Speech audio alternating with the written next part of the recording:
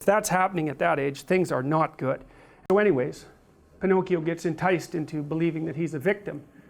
The fact that he's insufficient is used as an excuse by the fox and the cat to offer him a trip to Pleasure Island. And this is, I think, where the movie gets particularly dark. And so off they go, singing away. They have to carry him.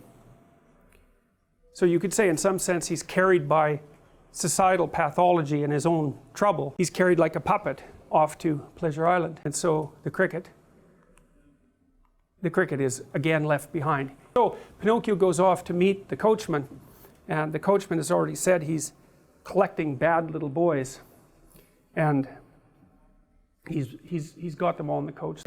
The ticket on the coach was the ace of spades, which is what Pinocchio is holding, and he's with this character here called Lampwick. So he's the thing that burns in the middle of a light, Lampwick.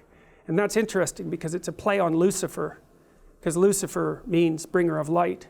And so Lampwick is a play on that. And Lampwick is really a nasty piece of work. He's got this false arrogance about him. He's got this like cynical voice, really deeply cynical voice. And he's only, I don't know how old he's supposed to be in this, maybe 12 or something like that, or 13.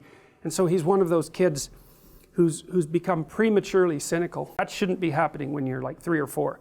If that's happening at that age, things are not good. And so that kid was already like seriously not happy with the world. And you know, I'd been studying antisocial behavior for a long time by that point, and I knew that the kids who are destined to jail later in their lives are kids who are rough and tough when they're 2 years old, but then don't get socialized. Or maybe worse, they get anti-socialized, which is exactly what happened to this kid. He'd obviously been ignored and abused. Certainly no one had ever played with him in any real way because he wouldn't play. And it's not good if a kid is that little and you can't get them to play. Something's gone seriously wrong because they're so playful at that age that it's like 90% of them.